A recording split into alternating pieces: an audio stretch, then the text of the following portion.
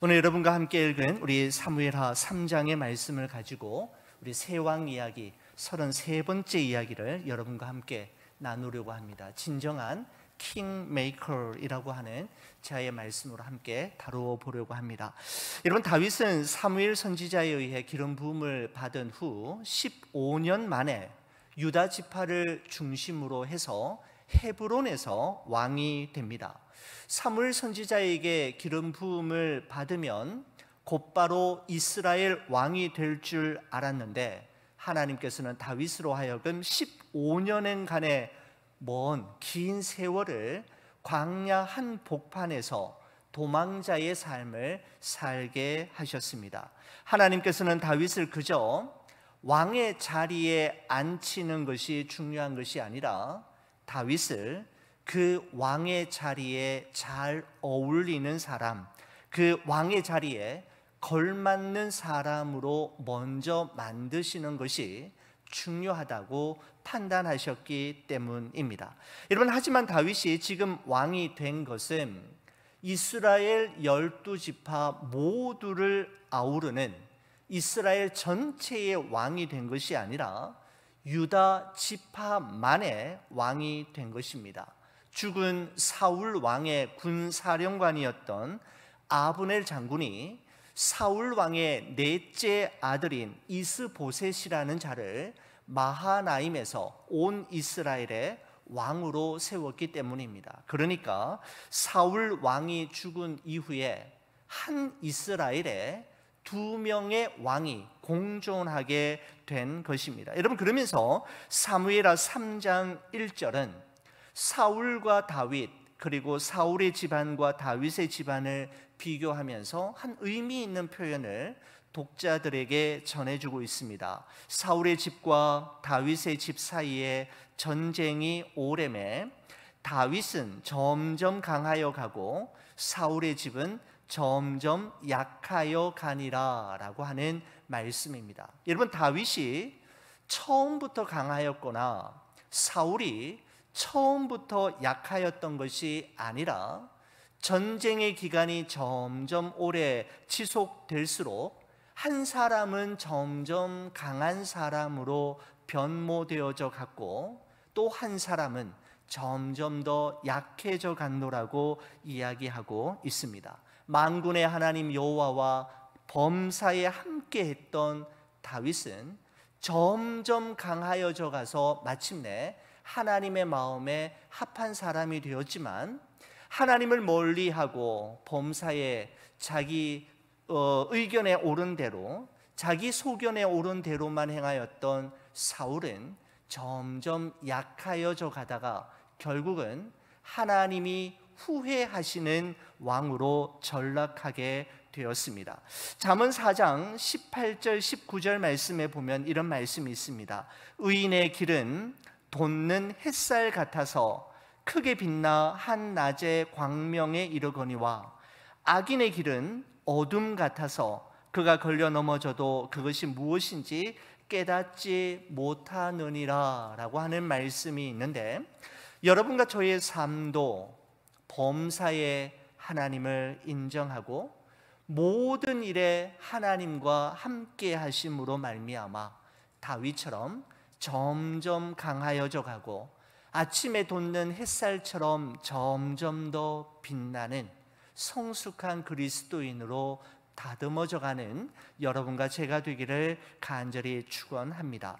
15년 동안의 도망자의 삶을 마치고 드디어 헤브론에서 유다 지파의 왕이 된 다윗. 여러분, 그런데 오늘 우리가 함께 읽으셨던 사무엘하 3장의 말씀을 우리가 보면서 왠지 불안해 보이는 다윗의 모습을 엿볼 수가 있습니다. 여러분, 성경은 다윗이 헤브론에서 왕이 된 이후에 가장 먼저 한 일을 6명의 부인들을 통해서 6명의 아들들을 낳았다라고 하는 이야기로 시작하고 있는 것을 보게 됩니다. 자, 오늘 본문 2절에서 5절까지 말씀인데요, 다윗이 헤브론의 왕이 되었을 때 그가 했던 가장 먼저 했던 일이 무엇인가 하면 2절에서 5절에 이렇게 기록합니다.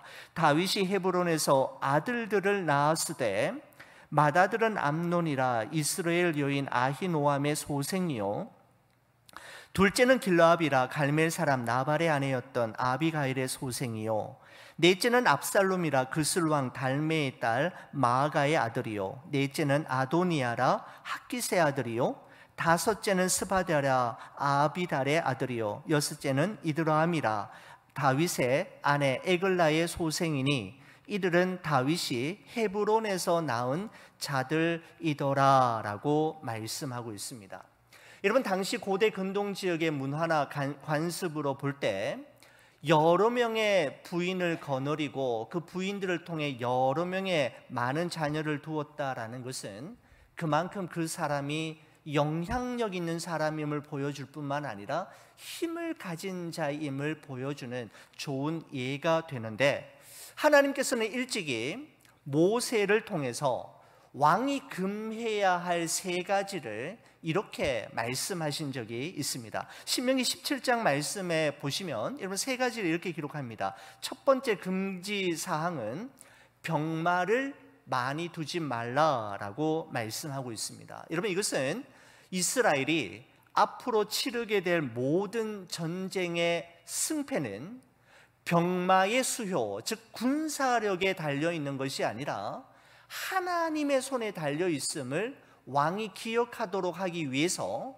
왕이 된 자는, 왕이 될 자는 첫 번째 병마를 많이 두지 말아야 한다라고 가르치셨습니다.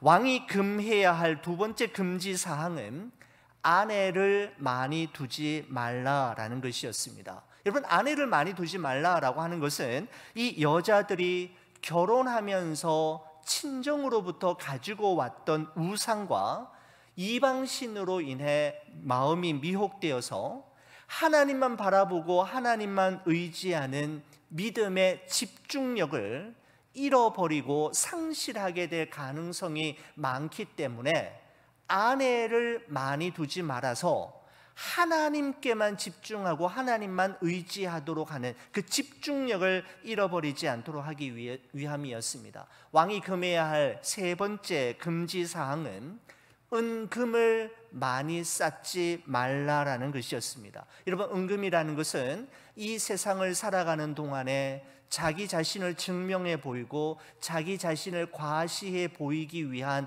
보화와 재물을 의미하는 것인데, 은금이 인생을 보람있게 하거나 은금의 많고 적음과 있고 없음이 그 사람의 인생을 행복하게 만드는 것이 아니라는 사실을 왕이 기억하도록 하기 위해 은금을 많이 쌓지 말라라고 모세를 통해 신명기 17장에서 이미 말씀하신 적이 있었습니다. 여러분, 그런데 다윗은 헤브론으로 들어갈 때에는 아히노암과 아비가일 두 명의 아내만 있었는데, 헤브론에서 유다 지파의 왕이 된 이후에 다윗이 신경을 쓴 것은 아내를 많이 두는 것이었습니다. 네 명의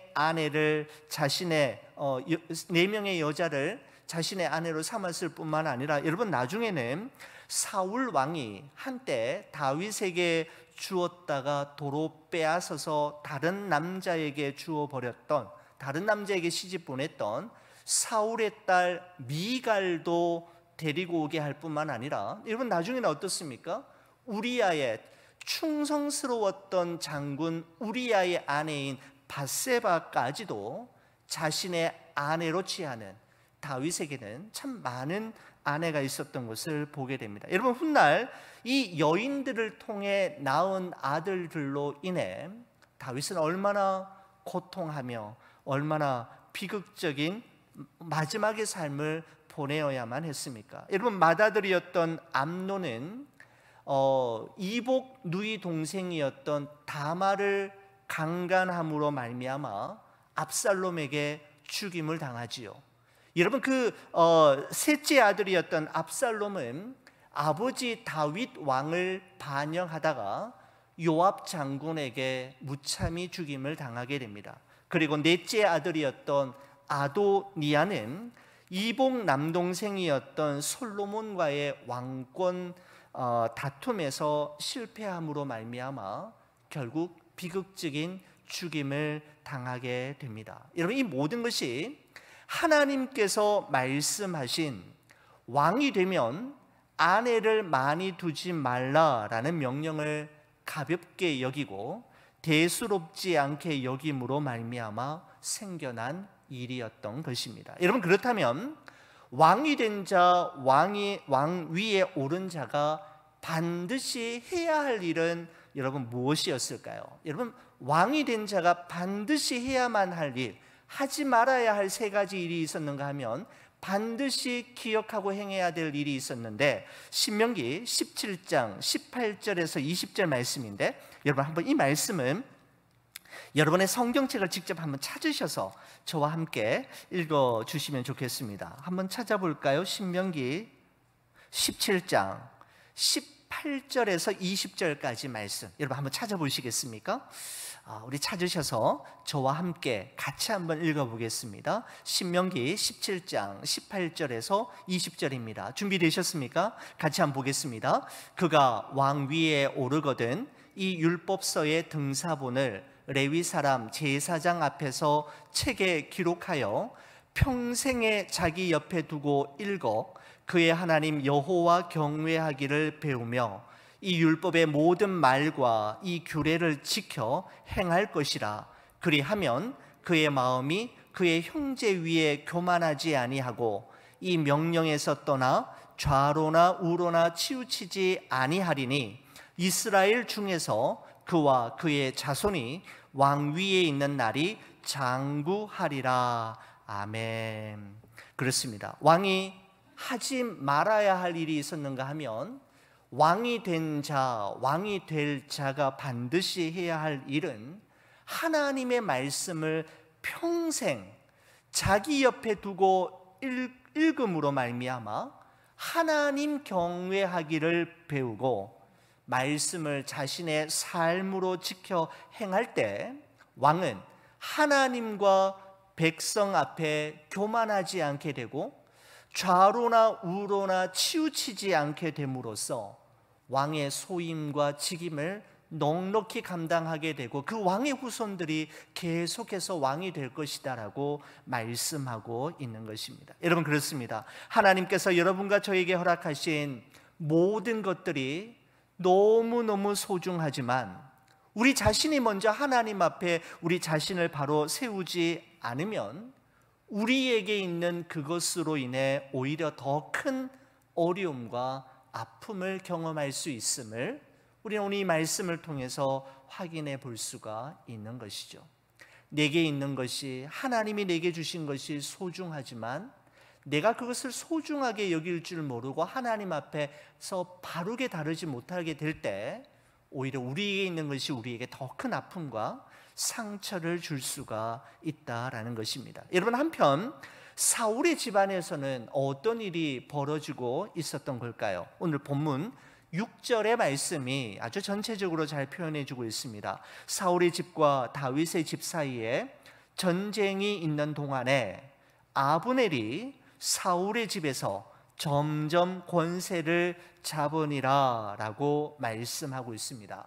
사울 왕의 세 아들은 길보아 전투에서 아버지와 함께 전사하게 되었고 사울 왕의 네 번째 아들이었던 이스보셋이 이스라엘 11지파의 왕이 될 수 있었던 것은 사울 왕의 오른팔과 같은 역할을 했던 군사령관 아브넬 장군의 도움이 있었기 때문입니다. 그런데 사울의 집안과 다윗의 집안 사이에 전쟁이 오래 진행될수록 군사를 통솔하는 책임자였던 아브넬 장군의 권력은 점점 더 강해질 수밖에 없었던 것이죠. 심지어는 그 권력이 얼마나 강하게 되었는지 아브넬 장군이 죽은 사울 왕의 첩인 리스바와 통간하는 사건이 일어났을 때 이스보셋 왕이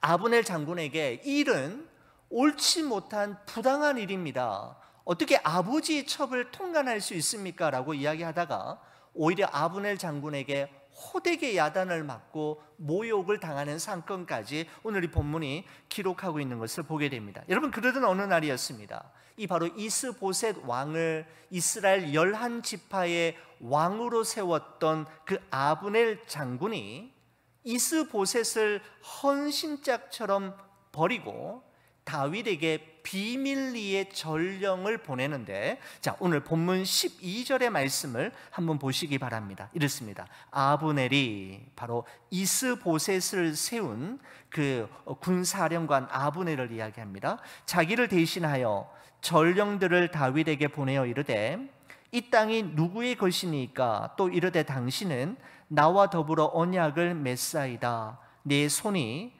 당신을 도와 이스라엘이 당신에게 돌아가게 하리이다 하니라고 말씀하고 있습니다. 여러분, 무슨 말이냐면 아브넬 장군이 전령을 다윗에게 보내어서 자신의 뜻을 이야기하는데, 다윗, 당신이 언제까지 유다 지파만의 왕으로 지금처럼 이렇게 살겠습니까?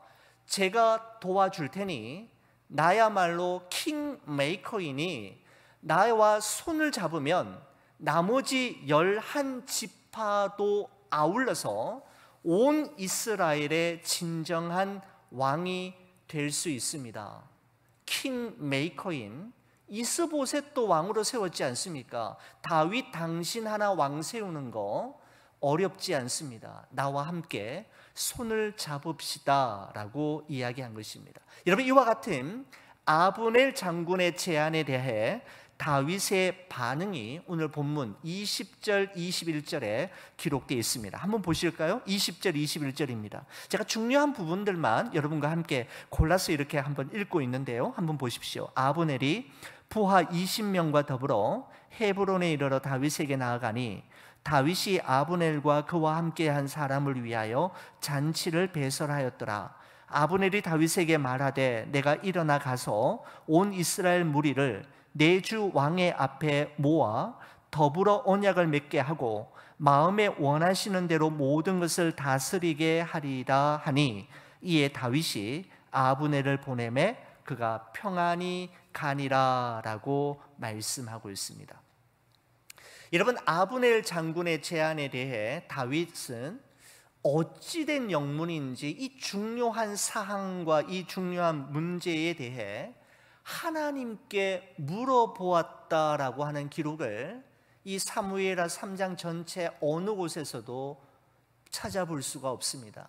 범사의 다윗은 무슨 결정을 하든지, 심지어는 자기 혼자 스스로 결정할 수 있는 문제도 하나님께 물어보고 상의하며 결정하고 행동하였던 그가 다윗을 왕으로 만들어 주겠다라고 하는 아브넬 장군의 제안을 서스름 없이 받아들이고 성대한 잔치를 베풀어 준 후에 그와 손을 잡고 평안히 떠나보내게 되는 것을 보게 되지요.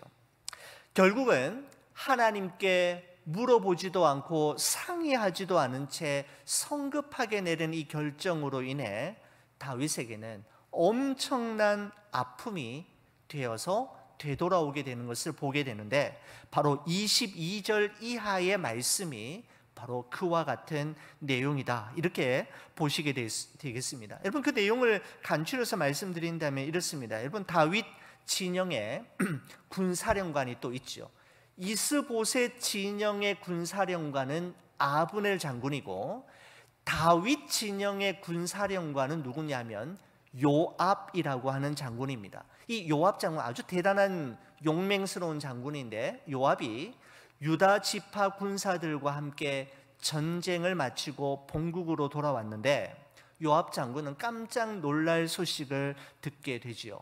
자신과는 전혀 상의도 하지 않고 다윗이 저쪽 적군에 속한 아브넬 장군과 비밀히 소통을 했고 성대한 잔치를 베풀어서 호의를 베풀었을 뿐만 아니라 모종의 계약을 나도 모른 채 맺은 후에 돌려보냈다라고 하는 소식을 듣게 됩니다.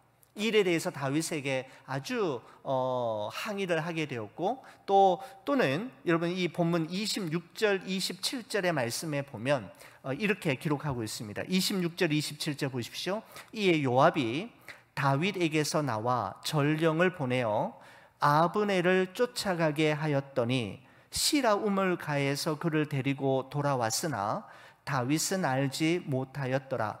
아브넬이 헤브론으로 돌아오매 요압이 더불어 조용히 말하려는 듯이 그를 데리고 성문 안으로 들어가 거기서 배를 찔러 죽이니 이는 자기 동생 아사헬의 피로 말미암음이더라 라고 말씀하고 있습니다.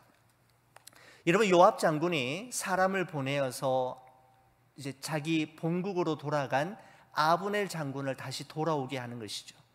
다윗이 당신에게 마지막으로 하지 못한 일이 남아있는 것 같습니다. 다윗이 다시 부르니까 다시 돌아오십시오라고 아브넬에게 거짓말을 했을 것입니다. 그 말을 듣고 아브넬이 가다가 다시 헤브론으로 돌아올 때 요압 장군이 맞이하는 척하면서 칼로 그를 찔러 죽였노라고 이야기하고 있습니다. 여러분, 그런데 오늘 우리가 유심히 살펴보아야 할 것은 무엇이냐면 그 요압 장군이 아브넬 장군을 죽인 장소를 성경이 아주 상세하게 표현하고 있다라는 점입니다. 바로 무엇이냐면 27절 말씀에 보시면 아브넬이 헤브론으로 돌아오매 요압이 더불어 조용히 말하는 듯이 그를 데리고 성문 안으로 들어가 거기서 배를 찔러 죽이니 라고 말씀하고 있습니다. 헤브론에 있는 성문 안에서 죽였다라고 이야기하고 있습니다. 자, 여러분, 헤브론이라고 하는 도시는 아주 특별한 도시입니다. 헤브론이라는 도시는 이스라엘에만 있는 6개의 도피성들 중에 한 곳입니다. 하나님께서는 이스라엘 백성들에게 도피성 제도를 마련해 주셨는데 그것은 무슨 목적인가 하면 우발적인 사건이나 사고에 의해서 고의로 사람을 죽인 것이 아니라 갑작스럽게 본의 아니게 사람을 죽이게 되었을 때 피해자 가족들의 복수로부터 생명을 건지기 위해 그 사람이 도망을 가 숨어 있을 수 있는 도시가 성이 6개가 있었는데 그 6개의 도피성 가운데 한 곳이 바로 헤브론이라는 곳입니다. 바로 이 헤브론이라고 하는 성 안에 들어가면 어느 누구도 그 사람을 죽일 수가 없는 그런 지역이 되는 것이죠. 여러분, 그런데 헤브론의 성문 안에서 죽였다라고 이야기했는데 여러분, 그 당시 고대 문헌에 의하면 각 성마다 성문, 그 입구는 어떤 장소냐 하면 재판이 이루어지는 장소였습니다. 그러니까 헤브론 안에서 성문에서 이 아브넬을 죽였다라고 하는 말은 사람을 절대로 죽여서는 안 되는 도피성에서 아무런 재판의 과정도 없이 그를 죽였음을 이야기하고 있는 것입니다. 여러분, 왜 그랬을까요? 왜 요압이 아브넬을 이렇게 암살한 걸까요? 27절 마지막 부분에 보면 이렇게 되어 있습니다. 이는 자기의 동생 아사헬의 피로 말미암음이더라. 30절에도 보시면 요압과 그의 동생 아비새가 아브넬을 죽인 것은 그가 기브온 전쟁에서 자기 동생 아사헬을 죽인 까닭이었더라라고 말씀하고 있습니다. 요압이 아브넬을 죽인 이유는 사무엘하 2장의 기록에 보면 아사헬이라고 하는 사람이 나옵니다. 요압의 막내 동생인데 이 아사헬의 특징은 뭐냐면 워낙 발이 빨라서 들나루라고 하는 들노루라고 하는 이런 별명을 가지고 있었던 장수였습니다. 들노루처럼 아주 발이 빨랐던 이 아사헬이 적장이었던 아브넬 장군을 추격하다가 그의 칼을 맞고 죽임을 당하게 되죠. 그 이후로 그 아사헬의 큰 형이었던 요압 장군은 기회만 되면 이 아브넬 장군을 죽이려고 했는데 마침내 그 기회를 잡았던 것입니다. 바로 요압 장군이 아브넬 장군을 죽임으로 인하여서 다윗은 또다시 큰 어려움을 겪게 되고 눈물을 아주 쏙 빼는 아픔을 경험하게 되는 이야기가 오늘 이 사무엘하 3장의 마지막 내용으로 구성되어 있습니다. 자, 여러분 이와 같은 내용인데, 자 그러면 마지막으로 여러분 하나님께서는 이 사무엘하 3장의 말씀을 통해서 이 사무엘하 3장을 읽고 묵상하며 함께 나누는 독자들에게, 성도들에게 어떤 메시지를 전해주려고 하시는 걸까요? 여러분 사무엘 선지자를 통해서 기름 부음을 받은 후 15년 동안이나 도망자의 삶을 살았던 다윗이 드디어 꿈을 이루지 않습니까?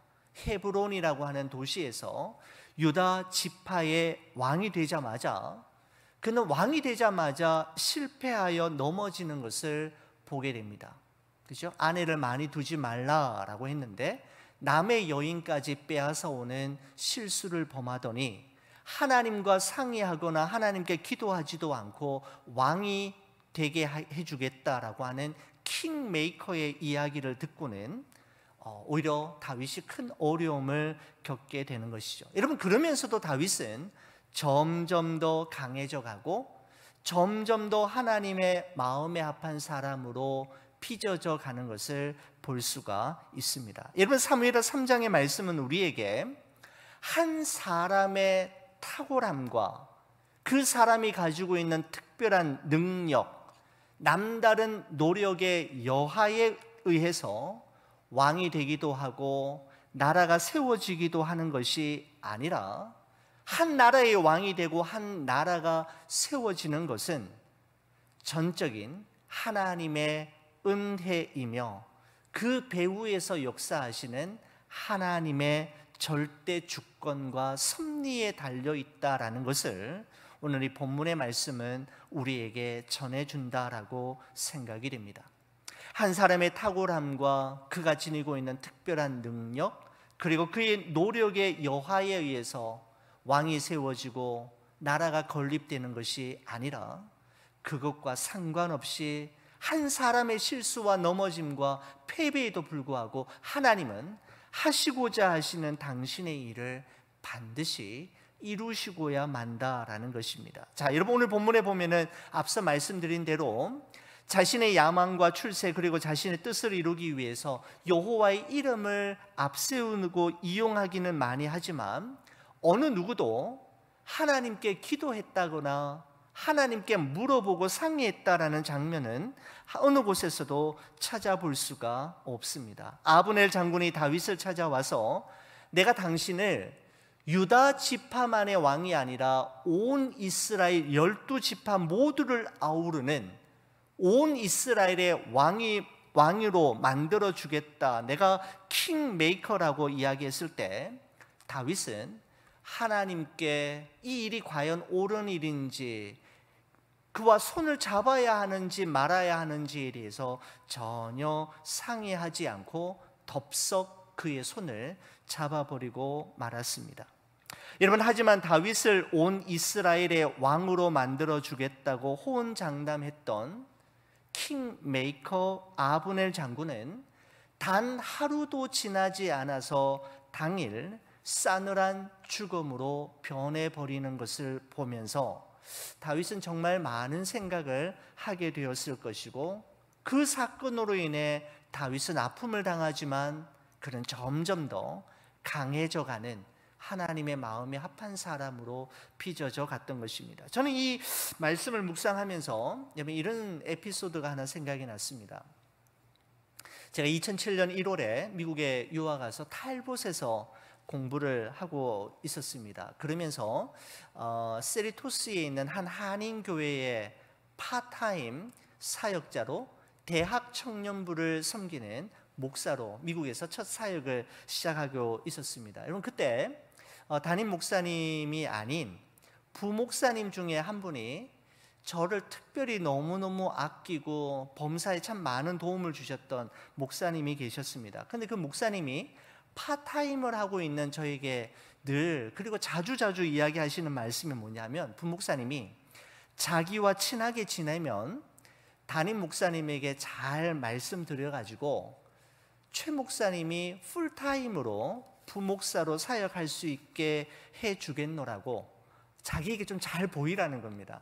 자기와 좀 친하게 지내면 얻을 것이 많고, 목사님 지금 파타임 사역하지만 풀타임 사역자로 신분 문제도 해결할 수 있고 여러 가지 교회의 혜택도 받으면서 사역할 수 있으니 저와 저에게 잘 보이라고 하는 말을 아주 그냥 노골적으로 하시면서 그런 목사님이 계셨습니다. 너무너무 고맙고 감사한 말이기는 했지만은 본인이 말만 하면 목사님은 파타임 사역자에서 풀타임으로 되고 신분 문제며 경제적인 어려움을 극복할 수 있는데 큰 도움이 될 거라고, 내가 담임 목사님과 너무너무 친하니까 내가 회의 때마다 말씀을 드리겠다라고 이야기했습니다. 되게 감사했지만 되게 마음이 불편했습니다. 여러분, 그런데 놀라운 일이 있었습니다. 늘 그렇게 나의 앞길을 보장해 주겠고 잘 이끌어 주겠다라고 했던 그 목사님이 결국은 교회 안에서 있었던 어떤 문제로 인해서 갑작스럽게 불명예스럽게 사임을 해야만 하는 일이 생겼던 것입니다. 그래서 그렇게 저에게 이야기하고 약속하고 잘 보이라고 이야기해 놓고는 본인이 몇 달 되지 않아서 그 교회를 떠나야만 하는 그 사건들을 보면서 정말 많은 생각을 하게 되었습니다. 그 이후로 정말 저는 하나님의 은혜로 그 다음에는 파타임에서 해프타임 사역자가 되었고 풀타임 사역자가 되어서 그 교회에서 6년 5개월 동안 너무너무 행복하게 목회했던 기억이 납니다. 여러분, 그때를 생각하면 떠오르는 말씀이 있는데 시편 146편 3절에서 5절 말씀입니다. 우리 이 말씀 저와 함께 같이 한번 읽어볼까요? 같이 보겠습니다. 귀인들을 의지하지 말며 도울 힘이 없는 인생도 의지하지 말지니 그의 호흡이 끊어지면 흙으로 돌아가서 그날에 그의 생각이 소멸하리로다. 야곱의 하나님을 자기의 도움으로 삼으며 여호와 자기 하나님에게 자기의 소망을 두는 자는 복이 있도다. 아멘. 귀인들을 의지하지 말고 도울 힘이 없는 인생도 의지하지 말라라고 하는 이 말씀이 저에게는 아주 중요한 깨달음으로 다가옵니다. 로마서 9장 16절에 이런 말씀이 있죠. 우리 이 말씀도 저와 함께 같이 한번 읽어보겠습니다. 그런즉 원하는 자로 말미암음도 아니요 다른 박질하는 자로 말미암음도 아니요 오직 긍휼히 여기시는 하나님으로 말미암음이니라. 아멘. 그렇습니다. 내가 간절히 원한다고 해서 내가 간절히 원하는 것대로 되는 것도 아니지 않습니까? 내가 남들보다 더 빨리 더 열심히 먼저 달린다고 해서 먼저 도착하는 것도 아님을 우리는 지나온 우리의 삶을 통해서 얼마든지 확인할 수 있지 않습니까? 다만 오직 긍휼히 여기시는 하나님, 그 하나님의 은혜와 도우심으로만 가능케 된다라는 것을 우리는 이미 잘 알고 있습니다. 여러분, 하지만 오해 없으시기 바랍니다. 이 말씀은 인생의 목표를 정해놓고 열심히 달리면서 최선을 다해봤자 아무 소용이 없다라는 것을 의미하는 것이 아니라 최선을 다하되 나의 최선, 나의 열심, 나의 스펙을 의지하지 말고 정말 의지하고 신뢰해야 할 분은 하나님이시요 하나님을 기억해야 함을 말씀하고 있는 것입니다. 사랑하는 우리 교우 여러분, 높이기도 하시고 낮추기도 하시며 올리기도 하시고 내려가게도 하시고 부하게도 하시고 가난하게도 하시고 주시기도 하시고 그 주신 것을 잠시 거두기도 하시는 하나님, 우리 인생에 대한 절대적인 주권을 가지고 계시는 그 하나님을 전적으로 의지하며 그 하나님을 범사에 인정하며 살아가시는 우리 좋은 비전교회 모든 성도님들 되시기를 간절히 축원을 드립니다.